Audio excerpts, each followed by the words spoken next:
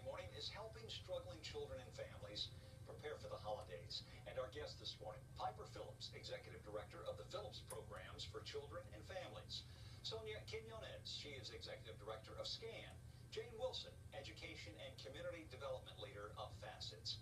Happy holidays. Thank you for coming in and welcome to Viewpoint. Thanks for having us. Let's start out with the big picture if we can for our viewers. The holidays can be stressful for anyone, but if you factor in the cycle of poverty, sometimes behavioral challenges, and worst case scenario, abuse and neglect, how difficult can holidays be for some among us? Jane? So the holidays, as you say, are difficult for everybody. But for a family who's struggling with poverty, the ability and the need to try to maintain some dignity throughout this holiday time period, the problems are just exacerbated by the feeling of inadequacy of being able to provide what every parent wants to provide, which is a safe and joyous and fun holiday for their children. Added to the problems of just that there's additional toys that need to be bought and food and that many of our families are the working poor, so they have very low income jobs without holiday benefits. So many of our working people next week and the following week, instead of working 5 days, will only work 4 days. That's a 20% reduction in their take-home pay.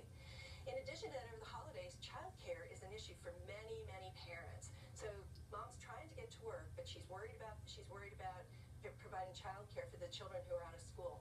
On top of that, the kids are out of school. Bless their hearts, they're out of school for 2 weeks. Right. There's 10 school days that they're not getting their breakfast and lunch that many of our children get because they're part of the free and reduced lunch program. So for a mom of 3 who is already struggling to make ends meet, in 10 school days, she's providing 30 additional lunches and breakfast for these children, trying to stretch that food budget.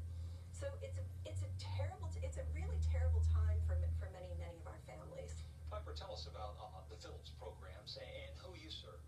Well, we serve children ages 6 through 21 who may have a variety of different needs, developmental needs, mental health needs, educational, social, emotional, behavioral needs. And we do that through our 2 special education day school programs, our in-home and community-based counseling program, and then we have a program for high school students learning the building trades, and we have one of those, they're called Building Futures Fairfax, and Building Futures Loudon. What kinds of needs do you see when it comes to that age group? Right. Well, we see similar kinds of needs, but at the student and the youth level, there's a lot of increased anxiety around the holidays that may be coming from different causes. It could be that they're anticipating not being in school and not having that structure, which many of them are very dependent on. It could be increased expectations, and those expectations may not be met. There can be a lot of different emotional feelings around the holidays, and so we really, the counseling department in particular, but all of the staff are well aware that at this time of the year we see a lot of increased challenges with the children and all. Sonia, your organization serves more than 1,000 children. Tell us a little bit about SCAN. First of all, what does SCAN stand for? SCAN stands for Stop Child Abuse Now. So we're a child abuse prevention organization, but we're really about promoting positive parenting. So we really try to focus on the prevention, and obviously the stress that comes in the holidays, whether it's economic stress, the stress of trying to figure out the supervision of your children while you have to go to work, as well as just all the activities that we're trying to fit in. That can lead to frustration that makes our temper shorter and exacerbate sort of what may be some difficult family dynamics. And we're trying to help families prepare for that in ways that they can make the most of this time. We often feel like we don't have enough time with our kids. Right. And when we do have some time off, we fill it with activities. So we need to make sure we're using some of that time just to really connect with our kids too. I want to talk more about that and some of the tools and resources that are out there for parents who are in situations where we talk about abuse or neglect and how you help them. But we've got to take a quick break. As we go to break, we're going to put up the web addresses for folks who'd like to learn more about volunteering, maybe donating not just time, but money too. We'll be right back on Viewpoint.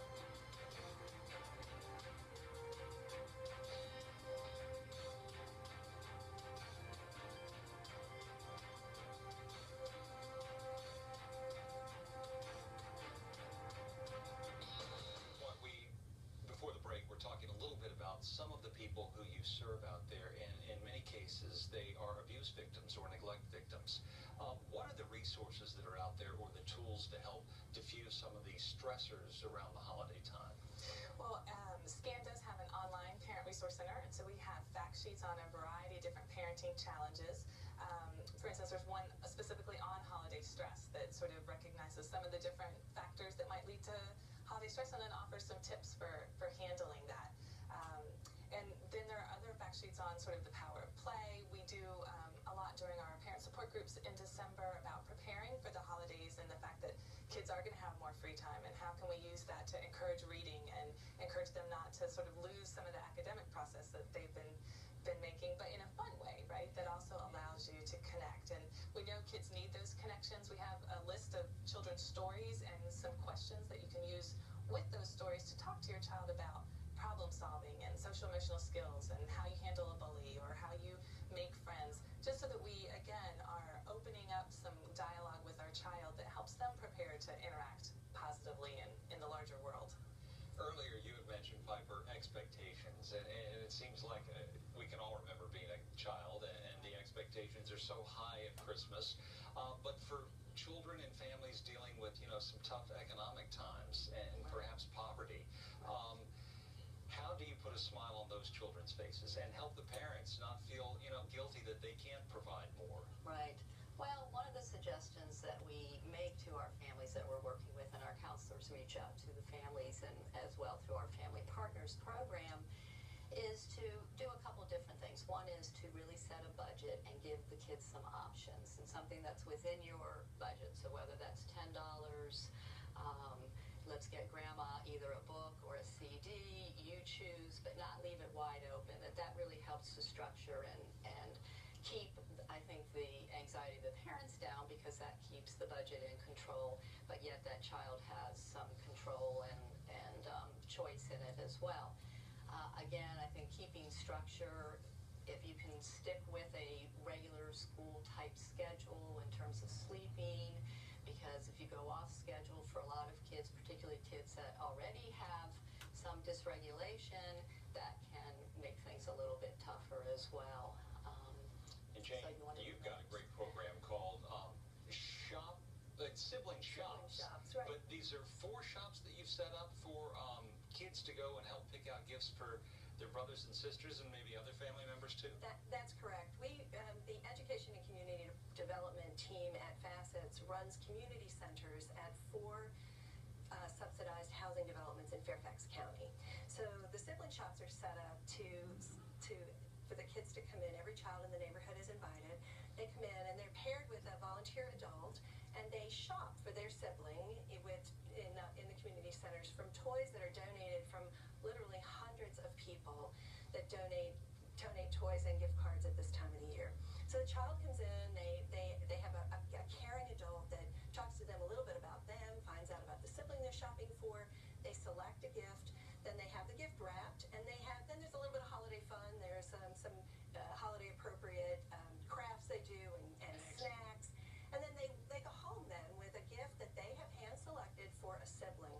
And the pressure that takes off the parents, because at least there is something special under the tree for each child that a brother or sister picked. And it also allows the children to experience the joy of giving, which a lot of people who are suffering the effects of poverty, they don't get a lot of opportunity to learn about the joy of giving as well as the joy of receiving. I want to ask each of you, here we are 4 days away from Christmas. What do your organizations need? Do you need gifts? Do you need cash donations? Do you need volunteers? And it's a year-round effort, I'm sure, to raise money and help people. What does your organization need, Piper? Our organization, we're with our operation of school programs and community-based programs, as are the others. It's year-round.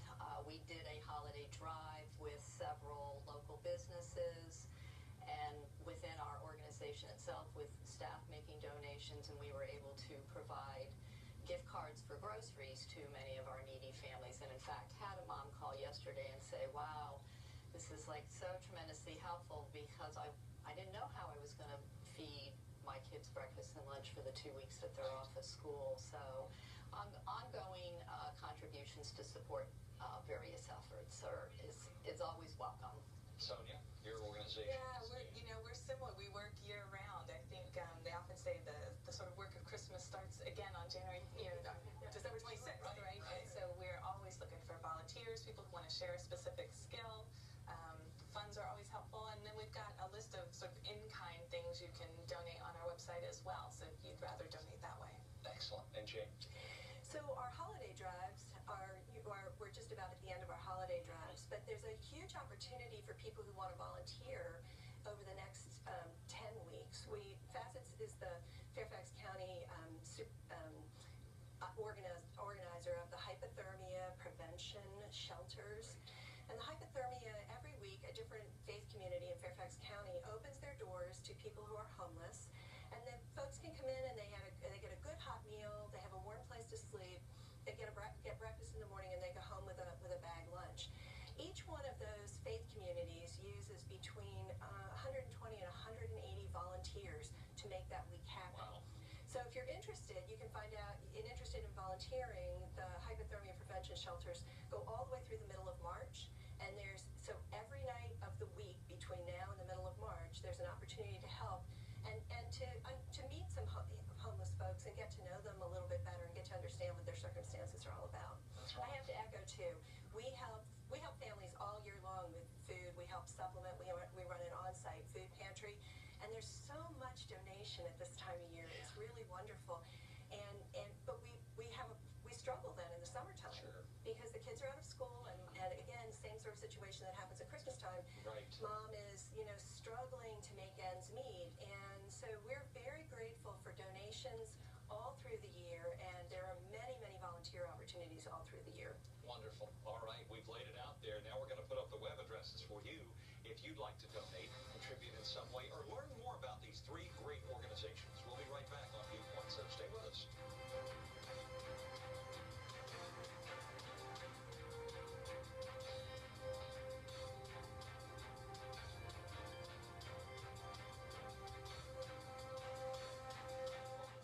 Again, we're helping those who are struggling during these holidays. A lot of people have negative experiences or memories or emotional issues when the holidays kind of help them bubble up, if you will. What do people deal with, and how do you help them overcome some maybe bad memories when the holiday times come up? Absolutely. Well, we know that families are messy, and that oftentimes, when we think about families in the holidays, for some people who didn't have particularly positive childhood, that may bring up a lot of memories of negative experiences and traumas that they faced at the hands of adults when they were a child. And it's important to be able to take care of yourself during that time and not sort of turn around and replicate that situation. So, and people who have lost a loved one, oftentimes what's supposed to be a joyous holiday becomes a source of depression and frustration, and we need to reach out and ask for help with those kinds of things and not try to deal with them by ourselves in isolation. And Piper, self-care is important for your organization as well, too, Right. because parents have to take care of themselves first and foremost before they can help others. Right, they absolutely do. And actually through our Family Partners program, that is something that we work with families on year-round. That is really helping them to support and empower the children, the youth, and the families that have mental health and developmental needs, to reduce family stress and dysfunction and really build on that family's strengths and resiliency so that they do have the capacity to be able to maintain a stable environment at home. So it is an ongoing effort. Let's talk about the demand that all of you are seeing. And I think, Jane, you had mentioned during the commercial break that you've seen a tremendous increase in need from this past Thanksgiving to last year's Thanksgiving. I think we were surprised when we reached out and asked the folks that we deal with who needs holiday food, who needs help over the holidays, and we were surprised that it was a 25% increase in the number of people who asked for help this year over last year. I don't know what to attribute that to, other than Fairfax County is an extremely expensive place to live. It's a hard place to find a job that makes enough, where you make enough money where you can pay the median apartment rent. And I think that honestly we have a great reputation, and people know they can count on us. So if they reach out to us, that may be part of the reason more people have reached out to us. Interesting. But we were able, thank goodness for the wonderful donors and volunteers that we have, we were able to meet all of the needs of the people who asked for help at Thanksgiving, which was a tremendous blessing to those folks. We were glad to be able to do that. You know, for years we've often associated urban areas, denser urban areas with poverty or chronic poverty, but we've seen in recent years that the numbers, the demographic shift to the far-reaching suburbs. You're seeing an increased demand. Are you noticing that as well? Absolutely. You know, and particularly when you have children, you may find it even more difficult to live in the sort of inner suburbs, so to speak, and folks move out. So some of those regions have a real explosion of families with children and not as many services sort of traditionally to serve those families. You know, you mentioned Fairfax being expensive. It seems like this whole region is expensive as well. D.C., you're seeing people move out because they can't afford it. What are you seeing with respect to how people can make ends meet when costs are so high in this area? It's very tough. It really is very tough. One of the ways that we address it at an educational level is really through our career and tech education programs at helping our kids develop both soft job skills and actual job skills. And we do that in our high school programs where the kids go out into the community and work at different jobs and have different internships. And we have a Building Futures program where the kids are building a 4-bedroom, 3.5-bath house in Fairfax County. So they're learning all those building trade skills. They're learning the soft job skills of being reliable, showing up, taking direction, so that when they do finish school, they have some skills and ability to transition into the world of work and career. That's what it's all about, because you're making an investment that will last them the rest of their lives. Right, truly. exactly, and you have to do that. Yeah. All right, we got to take another quick break. We're going to put up the web addresses and be right back to wrap things up. So stay with us on Viewpoint.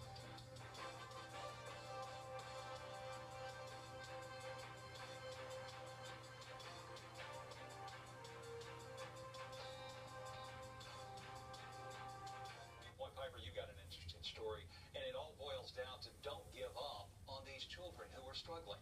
Right, exactly. Well, we work with a variety of different children with different kinds of challenges and needs, from the autism spectrum, intellectual disabilities, to kids that have neurobiological, environmental trauma type challenges that they're faced with. And recently I had a now 26-year-old man come back to visit one of our school programs, and he asked to see the teachers, and as they were coming out and recognizing him and smiling, and one particular teacher came out and they latched onto each other, and he broke down and he sobbed, and he said, "You didn't give up on me." And I think that's the message here, is don't give up on these kids. We can build on their strengths and their resiliency.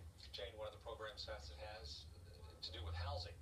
We have a couple of other programs that are very, very important programs.